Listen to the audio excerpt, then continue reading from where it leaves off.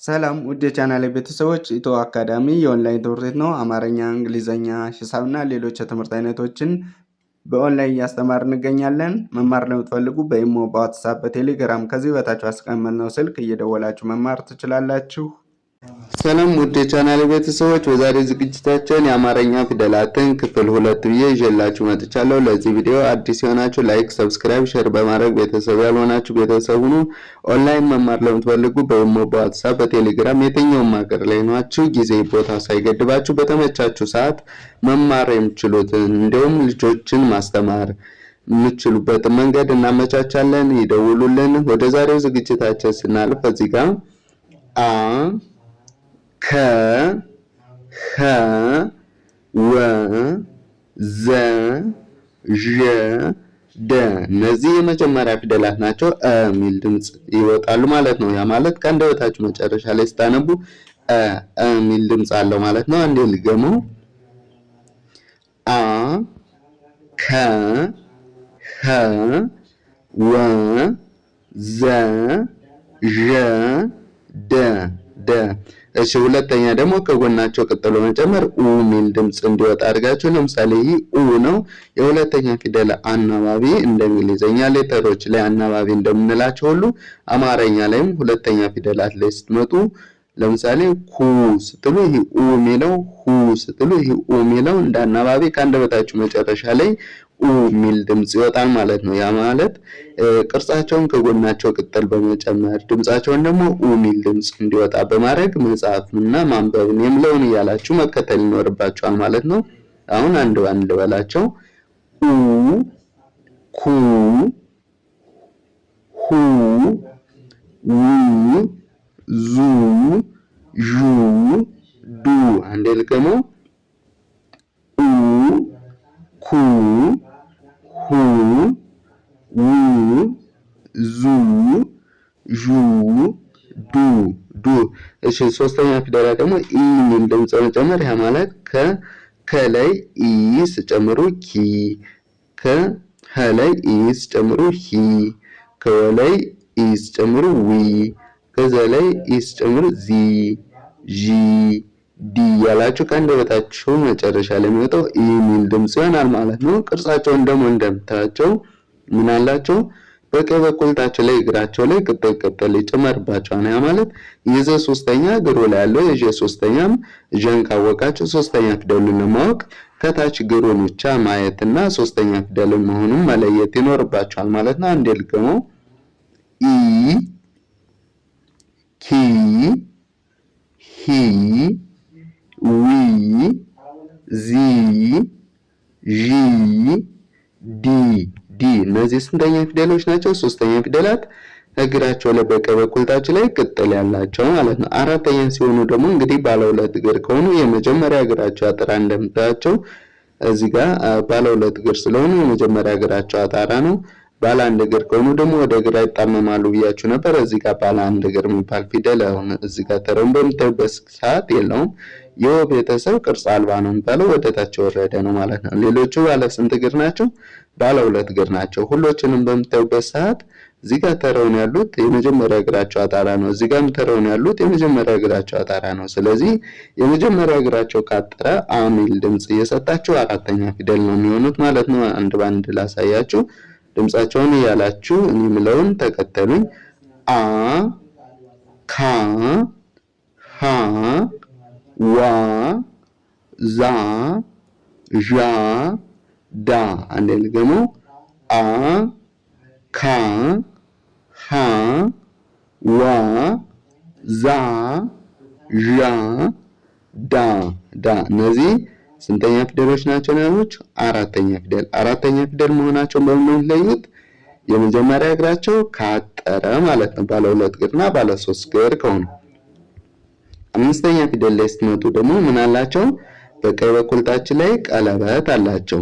ስለዚህ ቅርጻቸውን በዚህ ከያዛችሁ ድምጻቸውን ደግሞ ይሄ ኤ የሚለው ድምጽ ኬ ሄ ዌ ዜ ዤ ዴ ስትሉ ኤ የሚለው ድምጽ አለው። አንዴ ረጋ ብዬ ልድገምላችሁ፣ ተከተሉኝ።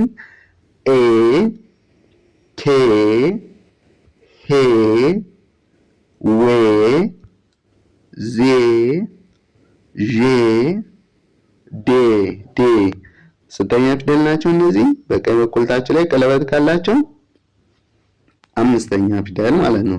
ስድስተኛ ላይ ሲመጡ የሚል ድምፅ ያስተጋባሉ። ነገር ግን ቅርጻቸው ምንድነው?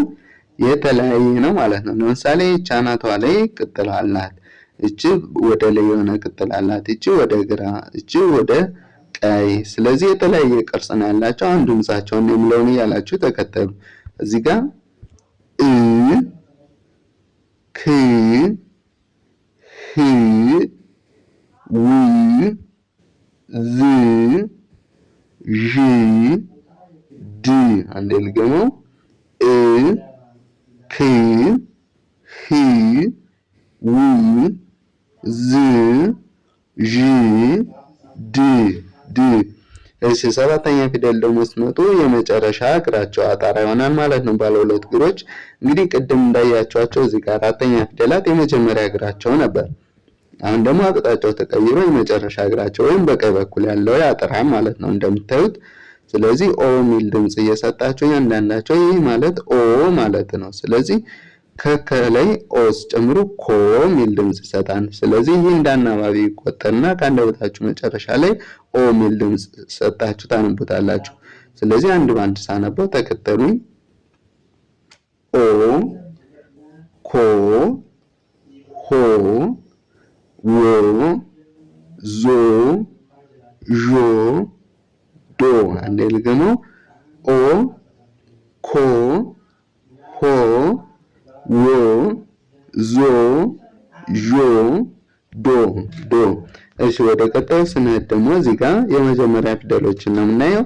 ስለዚህ ጀ ገ ጠ ጨ ጰ ጸ ፈ ጸ ጸ አንዴ ልገመው ጀ ገ ጠ ጨ ጰ ጸ ፈ ጸ ጸ። ሁለተኛው ፊደል ለማድረግ ደግሞ ቅድም እንደነገርኳችሁ ምን ታደርጋላችሁ? ከመጀመሪያ ፊደላት ላይ ከጎናቸው ቅጥል መጨመር ሁለተኛ ፊደል ይሆናሉ ማለት ነው። ስለዚህ ጁ ጉ ጡ ጩ ጡ ጹ ፉ ጺ። ሶሪ ይሄ ከጎኑ ነው ቅጥል መሆን የነበረበት። ስለዚህ ጹ ልክ እንደዚህ ሆና ከጎኑ ቅጥል ይሆናል ማለት ነው። ከጎኑ ቅጥል ይሆናል። ስለዚህ ጹ ብላችሁ ታነቡታላችሁ። ይሄ ሶስተኛ ፊደል መሆን የነበረበት። ስለዚህ በዛ መንገድ አንዴ ልገመው ጁ ጉ ጡ ጩ ጡ ጹ ፉ የምን ነበር ያሏችሁ? ልክ እንደዚህ አድርጋችሁ ትጽፉና ከጎኑ አግድም መስመር እዚህ ጋር መጨመር ማለት ነው። ስለዚህ ጹ ብላችሁ ታነቡታላችሁ። እሺ ሶስተኛ ፊደላትን ስትመጡ ደግሞ የሚል ድምጽ የሰጣችሁ ምን አላቸው? በቀኝ በኩል ታች ላይ እግራቸው ላይ አግድም መስመር አላቸው ማለት ነው ፊደላትን ስታዩ። ስለዚህ ጂ ጊ ጢ ጪ ጲ ጺ ፊ ጺ ጺ አንዴ ልገመው ጂ ጊ ጢ ጪ ጲ ጺ ፊ ጺ ጺ። አራተኛ ቅድም እንደነገሯቸው እዚህ ጋር እንደምታያቸው ባለ ሁለት እግር ከሆኑና ባለ ሶስት እግር ከሆኑ የመጀመሪያ እግራቸው ወይም ባለ ሶስቱ ሁለቱ ያጥራል፣ ባለ ሁለት ከሆነ ደግሞ የመጀመሪያ እግሩ አንዱ ያጥራል ማለት ነው። እግር አልባ ወይም ደግሞ ባለ አንድ እግር ከሆኑ ወደ ግራ ይዞራሉ። ቅርጽ አልባ ከሆኑ ደግሞ የተለየ ቅርጽ ይኖራቸዋል ብያችሁ ነበር። በዛ መሰረት ቅርጻቸውን ትለያላችሁ ማለት ነው። ድምጻቸውን ደግሞ ለምለውን ያላችሁ ተከተሉ። ጃ ጋ ጣ ጫ ጳ ጻ ፋ ጻ እንደምገመው ጃ ጋ ጣ ጫ ጳ ጻ ፋ ጻ። ምንድነው? እዚህ ጋር ጻልሁኝ፣ እዚህ ጋር ምጻ። ስለዚህ እዚህ ጋር ጸ ነው፣ እዚህ ጋር ምጸ ነው ማለት ነው። ስለዚህ ምንድናቸው እነዚህ? በድምፅ ተመሳሳይ ናቸው ማለት ነው። እዚህ ጋር የምታዩትና እዚህ ጋር የምታዩት በድምፅ ተመሳሳይ ናቸው። እሺ አምስተኛ ፊደል ላይ ስትመጡ ደግሞ ምን አላቸው? ቅርጻቸውን ስታያቸው በቀኝ በኩል ታች ላይ ቀለበት አላቸው። ስለዚህ በቀኝ በኩል ታች ላይ ቀለበት ያለው ፊደል ካገኛችሁ ስንተኛ ነው? አምስተኛ ፊደል ማለት ነው። ድምጻቸውን ደግሞ እኔ የምለውን ያላችሁ ተከተሉ። ጄ ጌ ጤ ጬ ጴ ፄ ፌ ፄ አንዴ ድገመው። ጄ ጌ ጤ ጬ ጴ ፄ ፌ ፄ ፄ። እሺ ስድስተኛ የተለያየ ቅርጽ ነው ያላቸው። ስለዚህ ድምጻቸውን እኔ የምለውን እያላችሁ ቅርጻቸውን አንድ ባንድ የገ ቤተሰብ እንዴት ይሆናል፣ የደ ቤተሰብ እንዴት ይሆናል፣ የጠ ቤተሰብ እንዴት ይሆናል የሚለውን እየለያችሁ መጻፍ ይኖርባችኋል ማለት ነው። አሁን ድምጻቸውን እኔ የምለውን እያላችሁ ተከተሉ። ጂ ግ ጥ ጪ ጵ ጽ ፍ ጽ። አንዴ ልገመው። እዚህ ጋር ማን ያልኳችሁ? ጂ ግ ጥ ጭ ጵ ጽ ፍ ጽ ጽ። ሰባተኛ ባለ አንድ እግር ከሆኑ አናታቸው ላይ ቀለበት ይኖራቸዋል። ባለ ሁለት እግር ከሆኑ ደግሞ የመጨረሻ እግራቸው ወይም በቀኝ በኩል ያለ እግራቸው ያጠራሉ። የነበር እንግዲህ ቅርጻቸውን እንደምታዩት ነው። ድምጻቸው ደግሞ ኦ ሚል ድምጽ እያስተጋባቸው ማለት ከአንደበታቸው መጨረሻ ስታነቡ ኦ ሚል ድምጽ ይኖረዋል ማለት ነው። ስለዚህ አንድ የተከተሉ ይልባላችሁ። እዚህ ጋር ጆ ጎ ጦ ጮ ጶ ጾ ፎ ጾ። አንዴ ልገመው። ጆ ጎ ጦ ጮ ጶ ጾ ፎ ጾ። በዚህ መንገድ ማንበብ መጻፍ ይኖርባችኋል። ከዚህ የበለጠ ደግሞ በኦንላይን ብትደውሉልን በአጭር ጊዜ ሁሉን ነገር አውቃችሁ የምትወጡበት እናመቻቻለን። ለዛሬ ይዘናቸው የመጣን ቪዲዮ ይህን ይመስላል። በቀጣይ እስከምንገናኝ መልካም ጊዜ